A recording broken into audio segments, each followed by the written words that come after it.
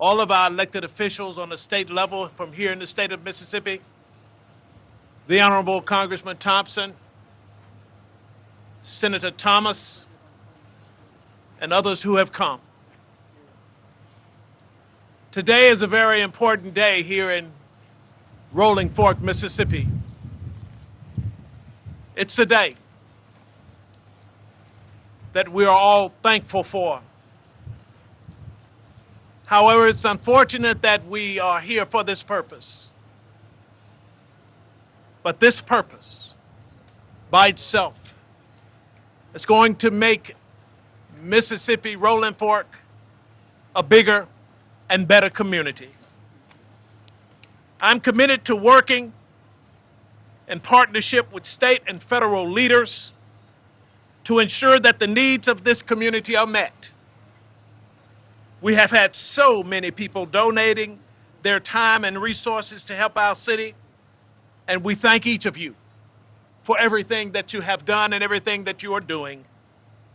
But right now, the community is not only in disbelief, but grief as well.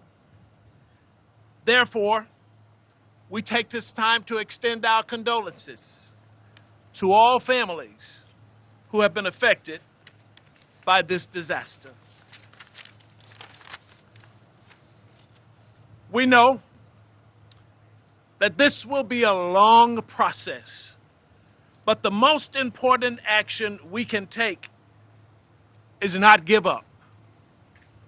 Rolling Fork is not only a community, it's a family. And I'm a believer that a family that prays together stays together. So as we unite and walk hand in hand down the road to redevelop and rebuild this community, we must come together and stay a family. What has been lost cannot be recovered. But we are confident that the people of Rolling Fork, that we are resilient and we will make this community bigger and better. So now,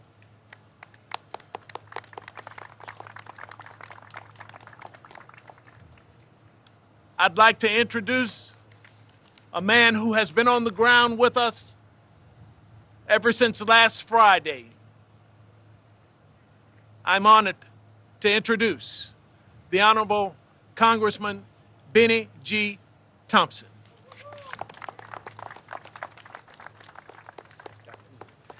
Thank you, Mayor, Mr. President, First Lady.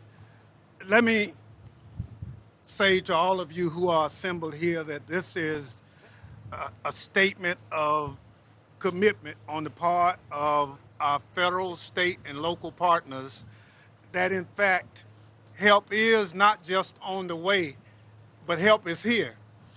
The notion that 7 days ago, all the buildings you see around us, they were alive, vibrant, communities of Rolling Fork was made whole. And so in that 7 short days, we come to this, and we now have to fix it and get it right. I made a call to the president and said we need help. We got a record declaration in terms of a disaster based on just what we see here today. And so it's important that as a community we continue to pull together.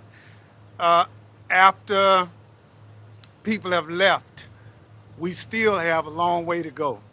And we're going to rely on not just the federal and state and local partners, but our nonprofit partners who have joined us also. That's absolutely important. The church communities. I'd like to single out the Sharkey County Board of Supervisors. They've stepped up in a mighty way and really have done what's required. The Mayor and Board of Aldermen of Rolling Fork have also. But on Friday night, that there was help coming from all over the Delta. Greenville, Mississippi, Yazoo City, Vicksburg, all those communities came to help, and that's what mutual aid is all about. So we personally thank you for that. So Proverbs talks about without a vision, people perish. Well, the vision for this community is you just won't come back, but you'll come back better. And so that's the commitment that you'll hear from later in the presentations. So without further ado, let me introduce the governor of the state of Mississippi, Tate Reeves. Thank you, Congressman. Thank you, Congressman, and thanks to all of you for being here. For those of you from around the country that are watching now, please understand that this storm and what you're seeing behind me, this storm entered our state on our western border, right over the Mississippi River, which is not very far from here, but didn't actually exit our state until the northeastern border over the Tennessee-Tombigbee. And so what you're seeing behind me today is illustrative of what you would see if we were standing in Silver City, or if we were standing in Amory, or if we were in Carroll County, or Montgomery County, or Panola County. This storm was devastating to these communities. And as I said on Saturday morning when I was here, and I'll say it again, you can't help but have two emotions when you see this damage and when you are in this community. The first emotion is one of heartbreak. Heartbreak for the people who lost lives. Heartbreak for the people who lost moms and dads, grandmoms and granddads, and brothers and sisters. But you can't just have the emotion of heartbreak, you must also have the emotion of inspiration. Because what this storm has caused in this community in Rolling Fork, in Sharkey County, and in so many other communities from here to Amory, is inspirational. Because people from across Mississippi and people from across America, Mr. President, have shown up and they've shown out. They've shown up to help people in need. They didn't ask where you were from or what you did for a living. They didn't ask you any questions. They just showed up to help. And as I said Saturday, and I'll say it again, it's made me damn proud to be a Mississippian. When I left Rolling Fork on Saturday morning, I'd already heard from the FEMA administrator and I'd heard from Secretary Mayorkas. As I was pulling out of Rolling Fork Saturday morning to hit the other spots, I got a call from the White House. That call was from the President. The President told me two things,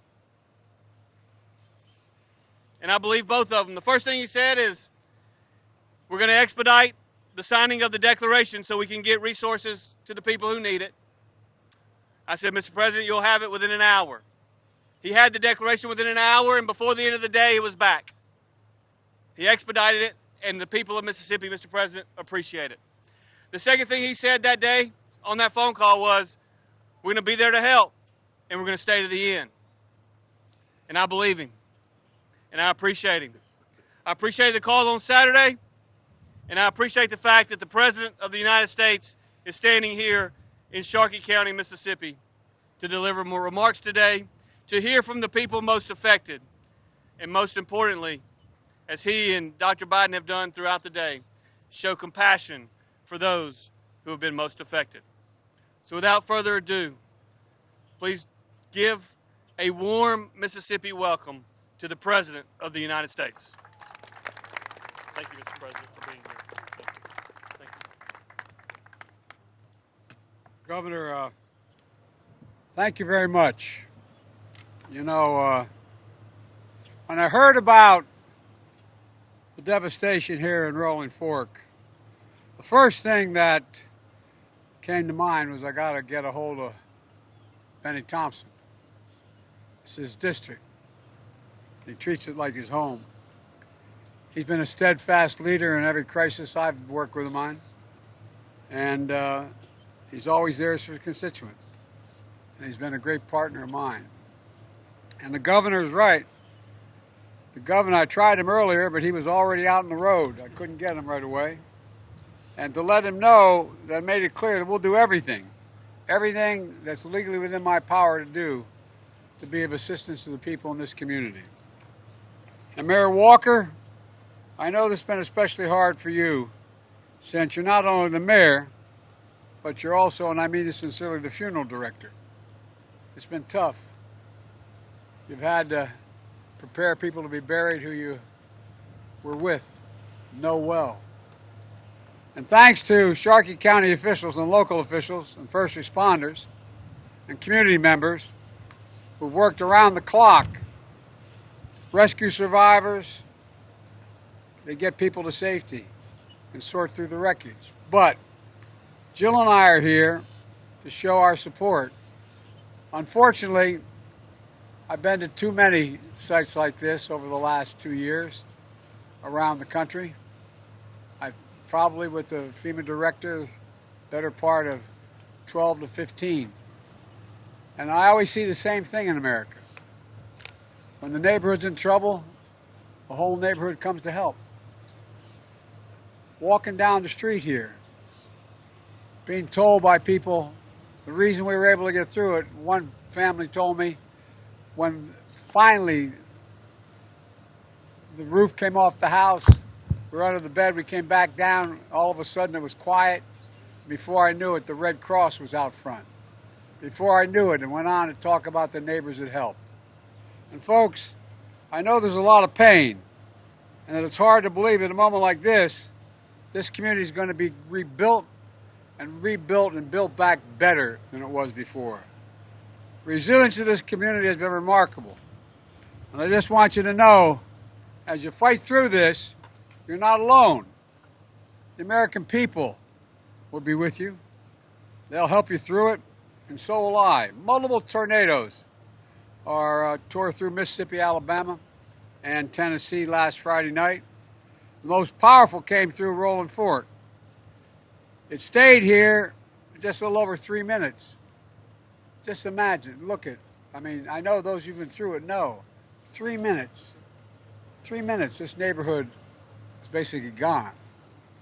Stores, everything, gone.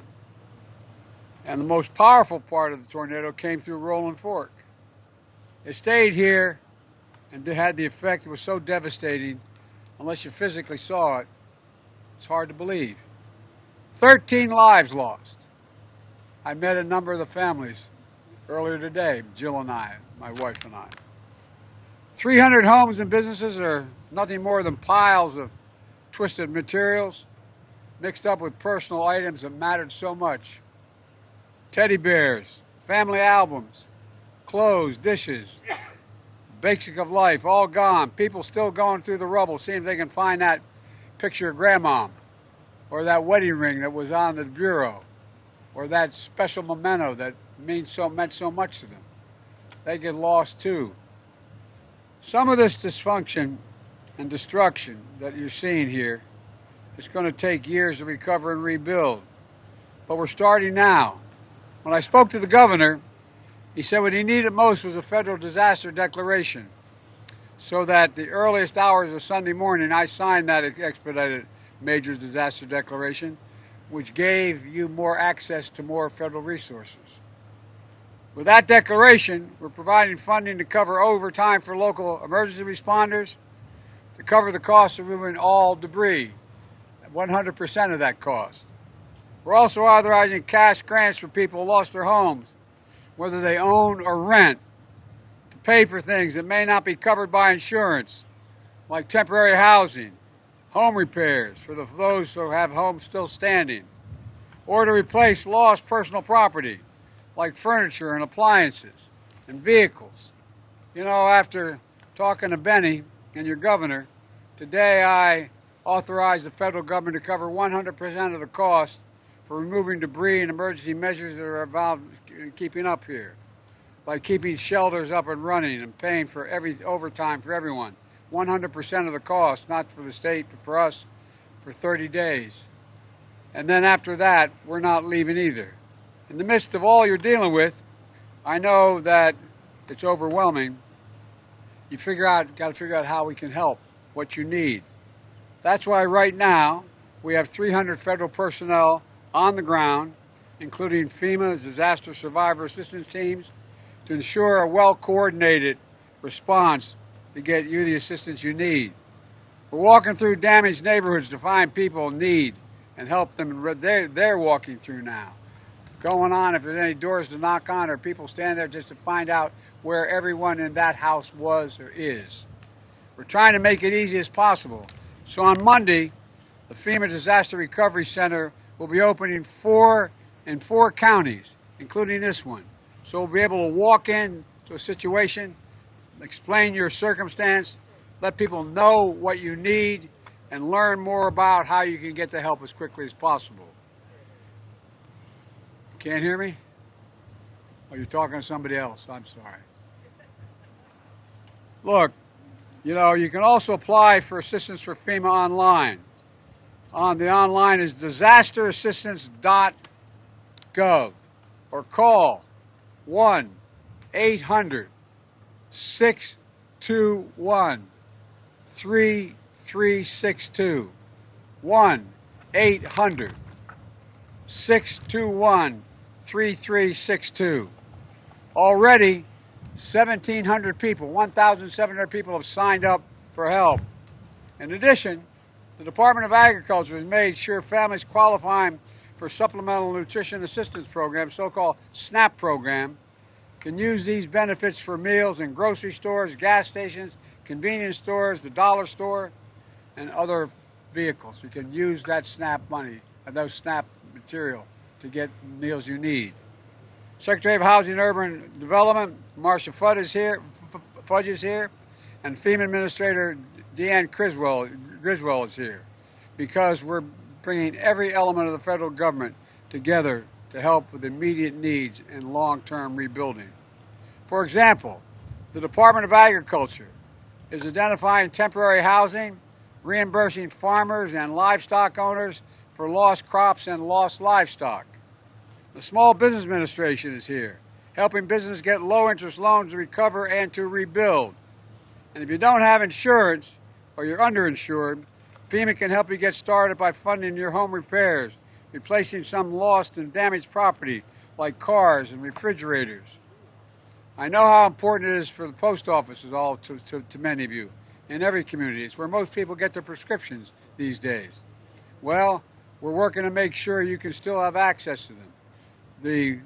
What we're doing is the National Postal Service is going to set up temporary post office, which you've already seen, on the grounds of the present post office is not usable. I also want to note that some of these communities are again facing the threat of severe weather in just 1 week later, if you've looked at the weather forecast. FEMA and other federal personnel are here on the ground, ready to respond and to support state and local officials if, in fact, they do mount to major storms. I want to urge everyone here to listen to the local officials and be prepared to take shelter. We've got to go through this together again if it happens. And let me close with this message. The people of Rolling Fork and Amory and Silver City and Carrollton and Winona and that other communities that have been hit. We're not just here for today. I'm determined that we're going to leave nothing behind. We're going to get it done for you. That's why I'm here, why your Congressman here, why the governor's here. We're focused on making sure you got the place to sleep, food to eat, helping you rebuild your lives in Rolling Stone. But long term, I know this is your community. This is where you built your lives. And we're going to make sure you can stay right here. There's nothing we can do to heal the hole in your hearts left by the 13 people who passed, many of whom I met their families. Melissa Price, Lonnie Price, Mary Bush, Doris Harris, David Moore, Phyllis Maxey, Darrell Purvis, Linda Herman, Erica Moore, Brenda Odoms, April Johnson, Lavette Herman, and Wendy Kelly. As I've told some of the survivors, we all have had experiences, not the same, but getting that sudden experience you lost someone is devastating. It's absolutely devastating, and we kind of understand it. But I've heard incredible stories about the spirit of these families and the resilience and your bravery. The town of Rolling Stone will be back, and we'll be with you every step of the way. And what did I say? I said Rolling Fork, Rolling Stone. I got my mind going here. We'll be back, and we'll be with you every step of the way. So God bless you all, and God bless our first responders. Thank you.